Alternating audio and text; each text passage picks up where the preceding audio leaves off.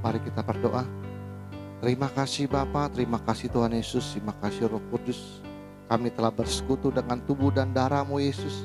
Sebentar kami akan mendengarkan sebagian daripada kebenaran firman-Mu ya Bapa. Sebelum itu segala puji, hormat, syukur kami naikkan kepadamu Bapa, kepadamu Tuhan Yesus, dan kepadamu Roh Kudus, karena Engkaulah Allah Tritunggal kami yang Esa.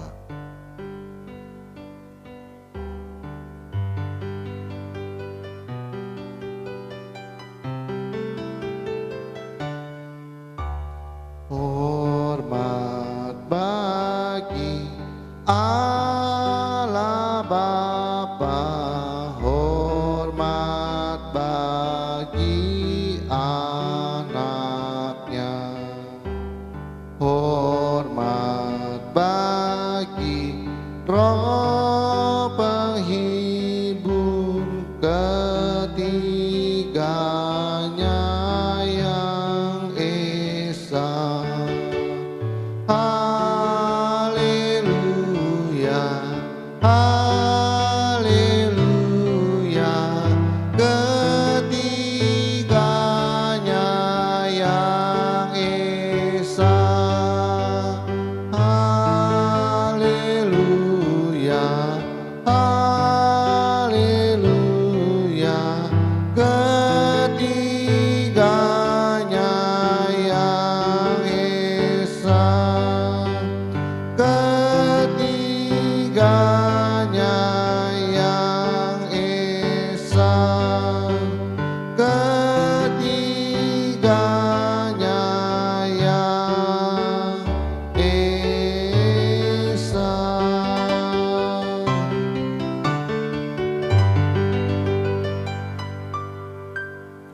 Berikanlah kami pengetahuan, pengertian, dan akal budi-Mu ya Tuhan, supaya kami menjadi orang bijaksana dan rendah hati seperti diri-Mu.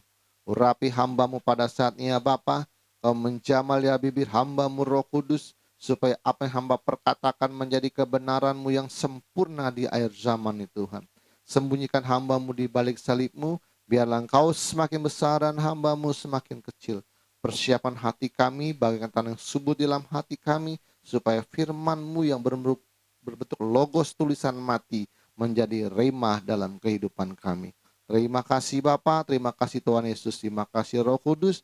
Di dalam nama Tuhan Yesus kami telah berdoa dan mengucap syukur. Haleluya. Kita yang percaya katakan amin. Mari kita ucap salam kita. 1, 2, 3. Salutam en Christo en dunameon energe mata. Salam di dalam Kristus, di dalam kuasa mukjizatnya. Amin. Silakan duduk. Shalom semuanya. Selamat pagi. Sampai mana kita? Kita ambil dari langsung secara gamblang gitu. Jadi ini kan ngomong tentang kekudusan. Secara gamblang adalah pendeta, majelis, panatua, diaken, worship leader, pemain musik, usher, dan seluruh jemaat atau umat Kristen harus hidup kudus atau hidup suci. Karena semuanya adalah imamat yang rajani. Tidak ada lagi istilah Kristen pelataran, Kristen ruang kudus, Kristen ruang maha kudus. Semua umat Kristen ada level ruang maha kudus. Karena pembatas stabil ruang maha kudus telah dibelah oleh Tuhan Yesus. Kekudusan dipengaruhi oleh iman. Iman dipengaruhi oleh pengetahuan. Jadi kan ya, kekudusan dipengaruhi oleh iman. Tapi imannya dipengaruhi oleh pengetahuan. Pengetahuan sedikit, ya itu aja yang diimaninya. Misalnya kalau orang pengetahuannya hanya 80%, maka imannya pun 80%. Dan kekudusannya pasti 80%. Ini gara-gara posting politik sampai ada umat Kristen, saya sudah bilang itu video adalah hoak. Hoak adalah ngibul. Ngibul adalah dosa. Ya kan sekarang banyak video editan. Yang ya, contoh misalnya kalau dia mau kampanye kan persiapan panggung dulu. Waktu persiapan panggung gladi resik itu sudah di videoin. Berarti kan yang datang belum ada sedikit. Itu di videoin langsung disebar. Jadi yang datang dikit. Nah, tapi saya bilang itu adalah rekayasa. Nih video aslinya. Jadi sebenarnya itu siang hari, malamnya penuh. Jadi ada orang juga mengupload dua-duanya. Ini pada waktu siang hari dan ini pada waktu malam hari penuh. Nah, saya udah bilang, tapi saya nggak masalah kampanyenya. Saya ingin bilang ini nih. Dia jawab saya seperti ini. Pak, kalau ngibul pun itu dosaku dengan Tuhan, dia bilang. Langsung saya bilang, saya tidak mau komen lagi. Ya ampun, gara-gara politik. Ngibul pun dosa saya sama Tuhan. Artinya dia menyetujui. ACC sepakat, ngibul nggak apa-apa, hoak nggak apa-apa, yang penting menang. Urusan saya dengan Tuhan. Apa ya begitu ya? Saya nggak mau masalah politiknya. Tapi kok jawabnya sebagai orang Kristen itu seperti itu. Deh. Ngibulku itu adalah urusanku dengan Tuhan. Deh. Saya langsung bilang, saya tidak mau komen lagi. Nah inilah saya bilang, pengetahuannya cuma 80%. Dia nggak tahu, itu dosa, nggak boleh. Ada lagi, nah ini jemaat kita yang jauh juga ada WA saya. Dia bilang begini, Pak D, bagaimana tanggapan Pak D atas postingan ini? Tulisannya begini, kita lebih baik menantang pemerintah daripada kita menantang partai. Kalau partai kita harus taat, kalau pemerintah kita bisa lawan dengan tidak memilih dia. Jadi pemerintah kita lawan, kita harus lebih taat kepada partai. Langsung dia tanya pendapat saya, Pak D, menurut saya ini japri. Saya jawab terbalik. Karena harusnya Alkitab berkata setiap orang harus takluk kepada pemerintahannya di atasnya. Barang siapa melawan pemerintah adalah melawan ketetapan Tuhan. Jadi model kampanye yang menyerang pemerintah adalah sesuatu yang melanggar firman Tuhan. Suara rakyat adalah suara Tuhan. Benar. Tapi sebagai seorang Kristen tidak boleh menentang dan melawan pemerintah. Ada ayatnya, janganlah engkau memburukan pemimpin bangsamu. Janganlah engkau menghujat pemimpin bangsamu. Jangan engkau mengutuk pemimpin bangsamu. Ada ayatnya itu. Kalau yang namanya suara rakyat adalah suara Tuhan. Prinsipnya kamu tidak boleh menyerang dan menentang pemerintah, melawan pemerintah. Tapi diam. Tapi kalau Anda tidak suka dengan kepemimpinannya, maka jangan pilih lagi. Nanti kalau semuanya mayoritas tidak memilih lagi, itu adalah ketetapan Tuhan. Itulah nama ketetapan Tuhan. Tuhan mau ganti dia. Tapi boleh nggak nentang pemerintah? Nggak boleh. Karena harus takluk kepada pemerintahan yang di atasnya. Nah inilah, pengetahuan ini kan nggak pernah sampai di dalam umat Kristen. Pengetahuannya hanya 70-80%. Kalau kita ngejelimet, mumet sampai 100% hal-hal yang kecil pun kita perhatikan kalau di ATM ini. Oke terus. Banyak orang tidak mengetahui, tidak mengerti dan tidak menyadari bahwa sombong itu tidak kudus. Jadi namanya tidak kudus itu bukan karena dia berzina, maling, mencuri, bercabul. Enggak. Anda sombong itu Anda tidak kudus loh. Kan Alkitab berkata jangan sombong. Yang namanya tidak suci, tidak kudus adalah pelanggaran atas firman Tuhan. Itu dosa. Jadi setiap ada kata jangan, itu dia hamartia. Hamartia Bu. Misal yang gampang, oke. Kalau jangan mencuri, jangan maling, jangan berzina, jangan mencuri, itu kasar lah. Kan ada yang halus. Jangan khawatir. Ada kata jangan juga. Tapi orang selalu berkata, saudara-saudara sekalian, kita bisa diterima kalau kita manusia khawatir. Tapi bagaimana kita tetap percaya percaya kepada Tuhan. Kita sebagai manusia wajar, nah, berarti diterima dong, wajar khawatir. Tapi bagaimana iman kita telah percaya kepada Tuhan? Kan khotbahnya semuanya begitu. Tapi dia nggak sadar ada kata jangan. Waktu engkau khawatir artinya kehendak Tuhan, perkenanan Tuhan, panah apinya Tuhan untuk mencapai visinya tidak tercapai. Karena jangan, dia melanggar. Alkitab 365 kali dari Kejadian sampai Wahyu itu 365 kali artinya setahun. Ada kata jangan takut. Waktu Anda takut, Anda tidak berkenan, panah apinya, visinya tentu tidak tercapai karena terjadi pelanggaran. Jangan itu kalau Anda buka di KBBI artinya tidak diizinkan, tidak diperbolehkan, dilarang. Jadi kita pakai kamus KBBI aja. Jadi kalau ada kata jangannya itu pelanggaran itu kalau dilakukan. Jangan berzina, jangan maling mah ya itu apa namanya biasa. Jangan khawatir, jangan takut, jangan bimbang. Benar? Ada kata jangannya semua loh. Waktu Anda tidak percaya penuh, Anda hamartia. Makanya kita punya prinsip legawan rimo pandu, menerima sepenuhnya keputusan Tuhan. Barang bertanya, kenapa Tuhan, kenapa Tuhan? Enggak, datanya udah gak boleh lagi, orang gak boleh bimbang, udah percaya aja, ini yang terbaik. Setiap orang tuh memikirkan, manusia itu memikirkan jalan-jalan hidupnya, tetapi Tuhanlah yang menentukan arah langkahnya. Kita ini, Tuhan itu untuk mengendalikan manusia, untuk memainkan wayang hidup manusia yang punya free will dan kehendak. Dia sistemnya buka tutup. Barang siapa membuka, kalau aku membuka pintu, tak seorang pun dapat menutupnya. Barang siapa aku menutup, tidak seorang pun dapat membukanya. Itu firman-Nya. Dia di sistem dia mengendalikan, memainkan wayang.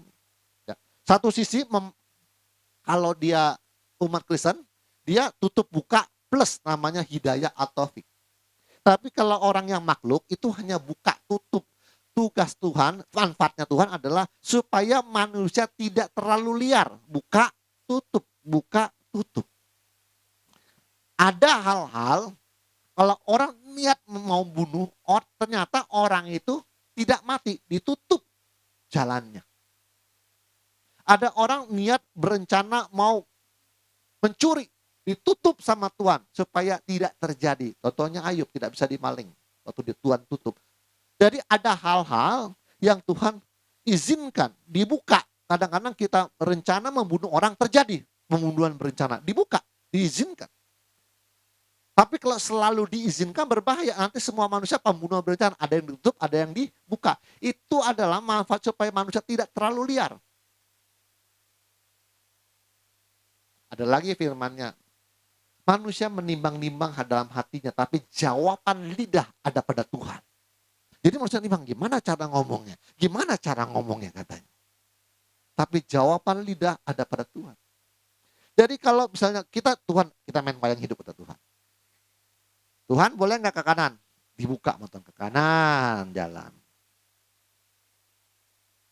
Sampai kan ujung mentok, buntu, ditutup sama Tuhan. Otomatis orangnya kemana?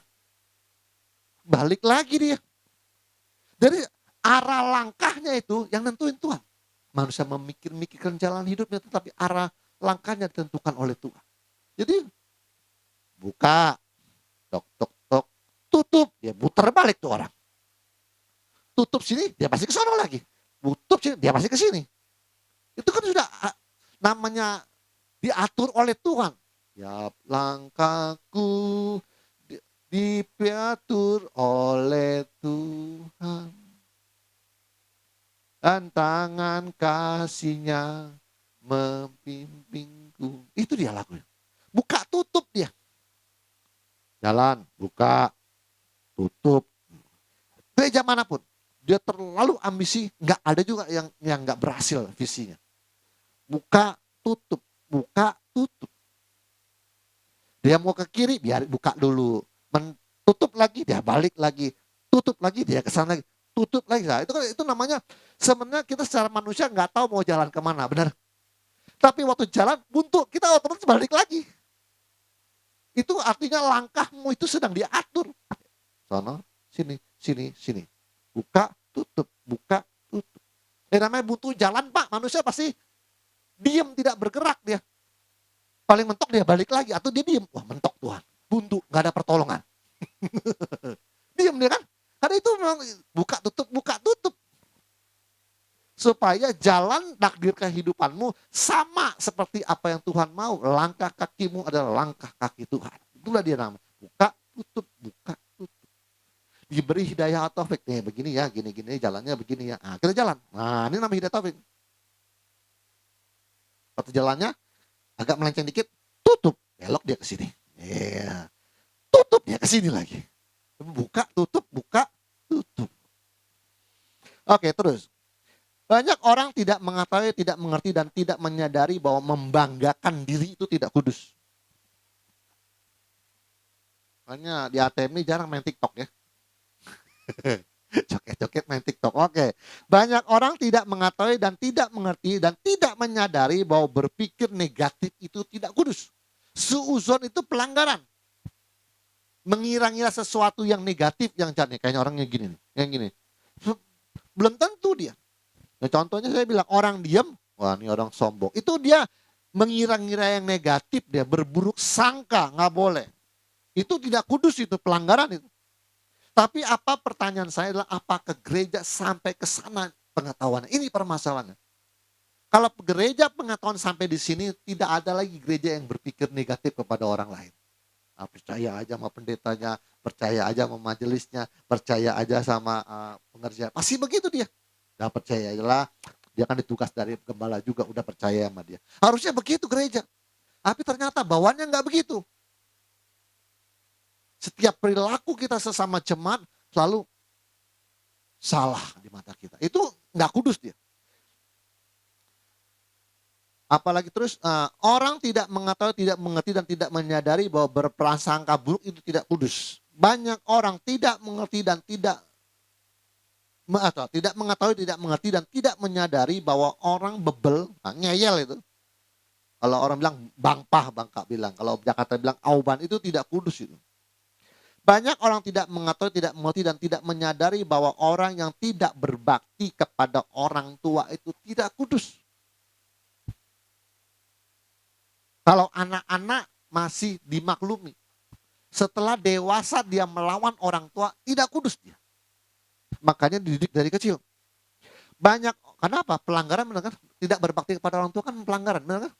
Hormatilah ayah ibumu. Hormati ayah ibu bukan artinya hormat bapak, hormat ibu. Enggak begitu. Yesus juga menyinggung. Engkau hanya gara-gara adat istiadatmu engkau melanggar firman Tuhan. Dalam hal apa dia bilang? Dalam hal memberikan persembahan kepada Allah. Engkau menjawab, persembahan untuk pemeliharaan ayah ibuku sudah aku berikan kepada Tuhan. Maka dengan demikian engkau menyatakan firman Tuhan tidak berlaku. Jadi nggak boleh. Gara-gara perpuluhan orang tua terbengkalai tidak kudus. Jadi satu sisi dia kalau mau perpuluhan dia tidak boleh melanggar yang satu, ngerti kan ya?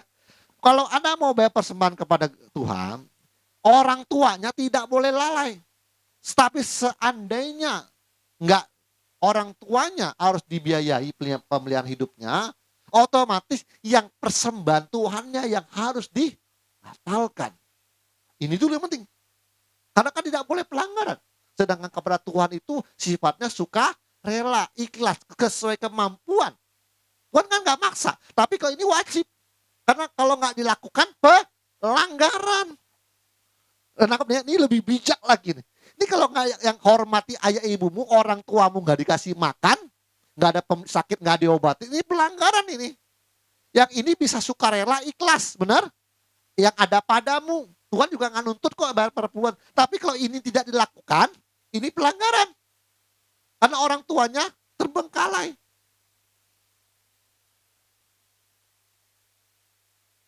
Nah, jadi yang dipikir adalah ada pelanggaran pasal nggak? Ini yang di ATM itu selalu pikir pelanggaran pasal. Kalau bilang masa ini sih lakukan, nggak boleh. Tuhan itu gampang.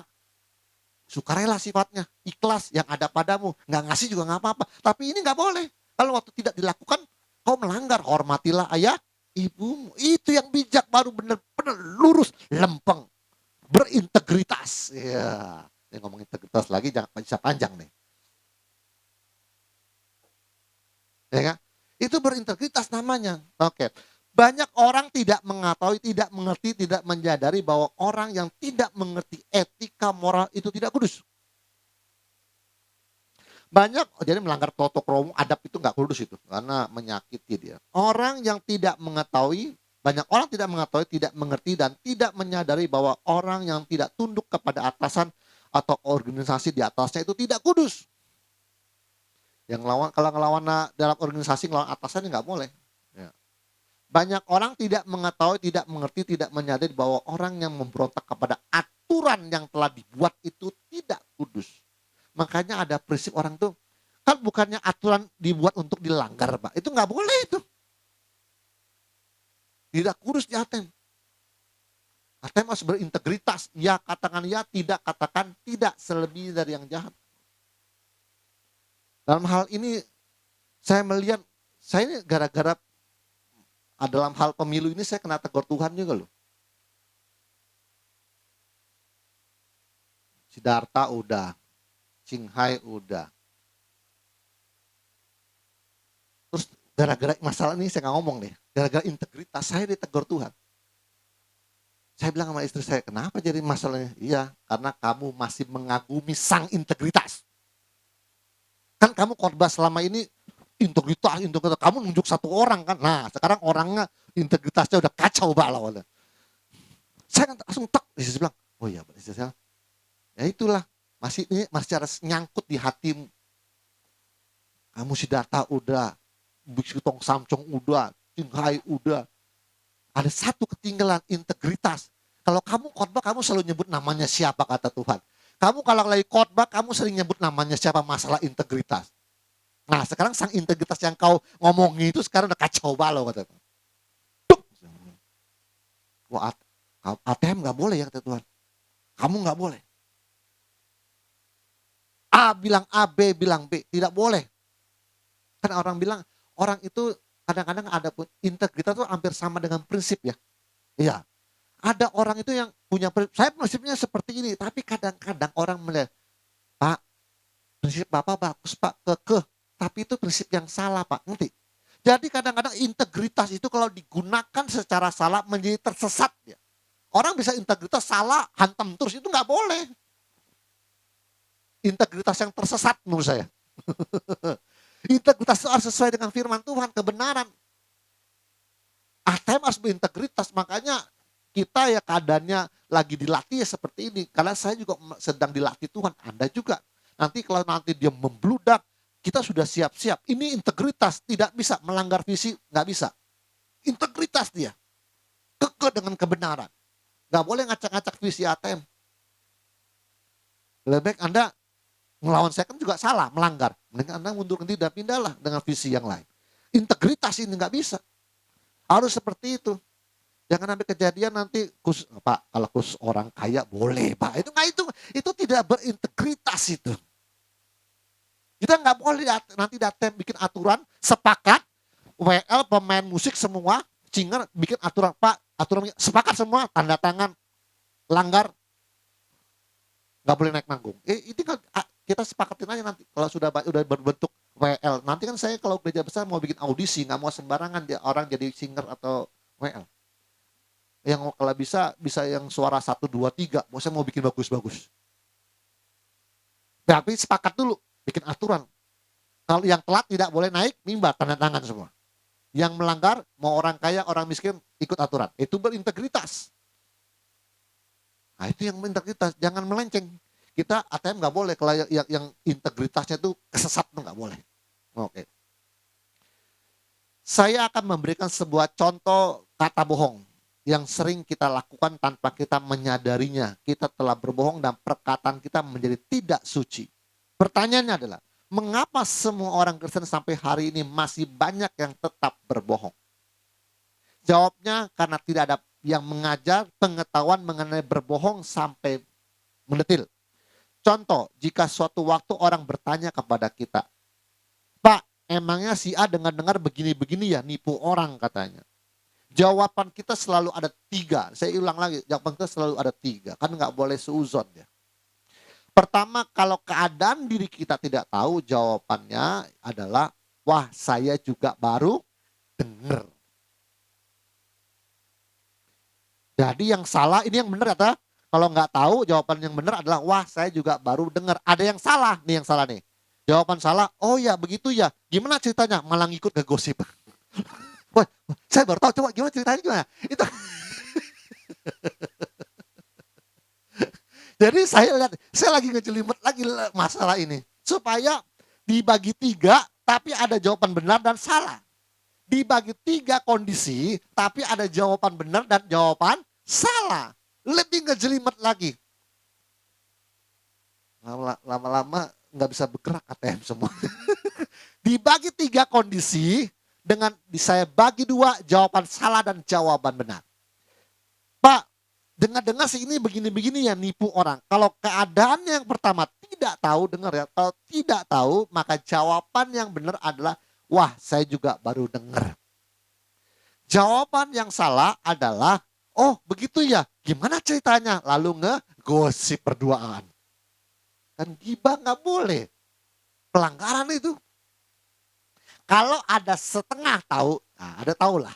Pak, si ini begini-begini nipu orang ya. Kalau setengah tahu, 50% tahu, jawaban yang benar adalah, ya saya ada dengar, cuma tidak terlalu jelas. Gosipkan dosa. Stop.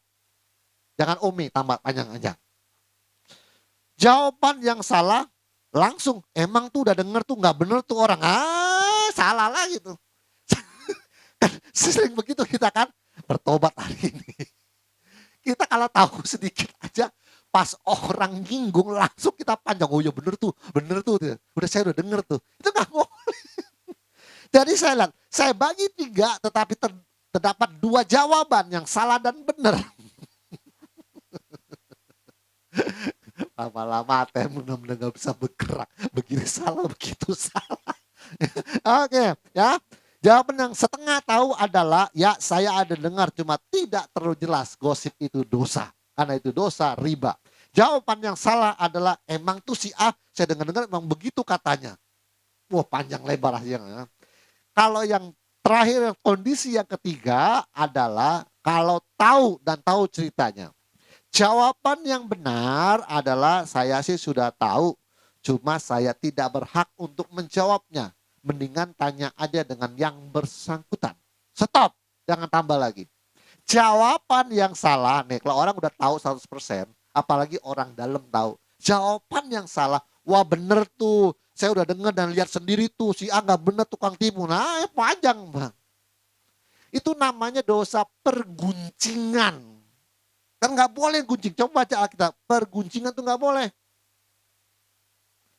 Biar tambah gak bergerak semuanya ATM. Tegak lurus dia. Berintegritas dia. Ada lagi jawaban yang salah. Itu kan tadi kan tahu benar. Dia ngaku saya tahu dan lihat sendiri. Tapi ada juga yang dia mengandung unsur bohong. Tahu semua tapi dijawabnya begini. Ah saya tidak tahu. Sebenarnya maksudnya benar nih. Dia tahu tapi bilang saya tidak tahu. Tahu dari mana kamu? Padahal sebenarnya tahu betul, tapi menutup dengan perkataan bohong dan pura-pura tidak tahu. Ini juga nggak boleh. Tangkap ya semua. Ada orang bertanya, Pak itu nipu ya? Dia tahu benar, tapi dia untuk nutupin atas dasar kasih, dia berbohong. Saya nggak tahu, kamu tahu dari mana? Itu nggak boleh juga. Karena di dalamnya ada unsur kebohongan. Susah benar. Jadi gimana Pak? Iya, setiap jawaban dari mulut ATM harus dipikirkan dulu. Jawaban benar, jawaban salah. Dibagi 3 kondisi. Tahu, setengah tahu, dan tahu betul. Ngejelimet bener ya. Ya begitu, ini namanya pengetahuan. Kalau nggak mencapai 100% pengetahuannya, telah terjadi pelanggaran, ngomong ngasal aja. Jadi kadang-kadang orang nutupin dosanya, orang nutupin aibnya, ngomong ngasal. Nggak tahu saya. Kamu tahu dari mana? Sebenarnya dia tahu. Tapi dia memang saya tahu, niatnya baik, benar nggak Bu ya? Niatnya baik ya. Untuk nutupin aibnya orang. Tapi boleh nggak dengan berbohong? Nggak boleh. Pelanggar sebelah kiri benar, sebelah kanannya salah. Jawabannya. Jadi menutupi aib dengan kasih dengan berbohong. Kasihnya benar, bohongnya salah. Jadi akhirnya berbohong demi kebaikan. Nggak boleh, campur aduk gitu. Kan iya katakan iya, tidak kan katakan tidak. Kan nggak boleh, berintegritas sekarang. Jawaban yang salah lagi. Nih ada lagi nih, saya ketemu lagi ada orang yang jawabannya salah. Dia tahu, tapi ini jawabannya salah dia. Dia bilang begini, dia bikin cerita baru atau cerita aneh karena ingin menutupi cerita sebenarnya. Ini tetap salah karena ia telah berbohong. Ada orang kalau ditanya, Pak ini nipu nggak? Nggak lah, menurut saya gini. Dia bikin cerita aneh-aneh. Jadi lari dari topik, ada yang begitu. Itu juga nggak boleh itu. Karena dia bikin cerita baru itu artinya dia berbohong. Jadi dia tidak menceritakan yang sebenarnya. Dia bercerita tapi tidak yang sebenarnya. Ada yang model begitu.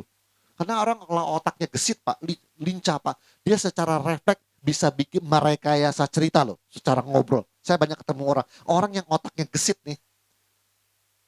Yang cerdas nih. Waktu ditanya dalam 1 detik itu dia bisa merekayasa cerita loh. Dia menutupi cerita aslinya dengan bikin cerita baru. Itu pun gak boleh. Bikin cerita baru kan bohong namanya. Jawaban satu-satunya ya, saya tahu, saya udah dengar, tapi saya tidak berhak untuk menceritakan itu. Kamu tanya sendiri aja. Itu ya, stop sampai di situ. Ketiga jawaban di atas adalah jawaban yang benar, suci, dan tidak ada bohong. Jadi atas semuanya ya, karena berdasarkan keadaan diri kita yang sebenarnya. Tahu atau tidak duduk perkaranya. Janganlah karena ingin menutupi kesalahan orang lain, kita menjadi berbohong dengan cara membuat cerita yang baru. Itu namanya bohong. Kita harus belajar untuk menutupi kesalahan orang lain dengan cinta kasih, tetapi tidak boleh berbohong. Karena Alkitab berkata jangan berbohong. Sudah berapa menit? 22, 23, 32. Oke, sampai bohong aja selesai. Berbohong untuk kebaikan adalah salah dan tidak suci. Bohong adalah bohong, baik adalah baik. Secara garis besar, perkataan yang harus dibersihkan adalah 1, berbohong, bicara yang tak bermanfaat nomor 2, ketiga adalah fitnah, keempat berkata kasar, kelima bicara yang tidak suci, yang selangkangan segala macam, berbicara tidak kudus ya. Itu yang keenam menghina, dan yang ketujuh adalah meremehkan atau merendahkan orang lain. Ini nggak boleh. Oke? Jadi sampai di sini dulu. Inilah baru kita berbicara tentang berbohong, tentang kekudusannya. Jadi pengetahuannya makin gejelimet, makin gejelimet. Jadi sebelum menjawab orang harus dengan dipikirkan dulu. Kira-kira ada, kalau saya jawab begini ada pelanggaran nggak? Kalau saya jawab begitu ada pelanggaran. Itu selalu harus menjadi renungan. Itulah yang namanya ku renungkan firman-Mu siang dan malam. Terus apa? Ku pegang perintah-Mu dan ku lakukan. Engkau tahu ya Tuhan, tujuan hidupku hanyalah untuk menyenangkan hati-Mu. Renungkan firman Tuhan, lakukan. Setiap pengetahuan ngejelimet, baru bisa menyenangkan Tuhan. Kan kita mau menyenangkan Tuhan dengan mencapai visinya. Makanya ngejelimet ATM itu. Setiap perilaku kita tidak ada keburukan, kejahatan, dan tidak menciptakan karma yang baru. Nah ini ya, baru Tuhan lihat luar biasa, bersih dari segala dosa. Suci kudus, baru bisa tembus the completer. Tuhan Yesus memberkati, dan mari kita berdoa. Terima kasih Bapa, terima kasih Tuhan Yesus, terima kasih Roh Kudus, hamba-Mu telah selesai Tuhan. Kumpulkan kami minggu depan dengan badan tubuh yang sehat dan semuanya sejahtera, aman, sentosa Tuhan. Terima kasih Tuhan atas bimbingan-Mu, terima kasih atas rezeki yang telah Kau berikan kepada kami, atas kesehatan, rema, dan pertolongan-pertolongan-Mu selama ini kepada kami Tuhan. Ajari kami memiliki hati legowo nrimo impandung, untuk menerima sepenuhnya pemberian dan perbuatan-Mu Tuhan. Terima kasih Bapa, terima kasih Tuhan Yesus, terima kasih Roh Kudus. Di dalam nama Tuhan Yesus kami telah berdoa dan mengucap syukur. Haleluya, kita yang percaya katakan amin. Tuhan Yesus memberkati.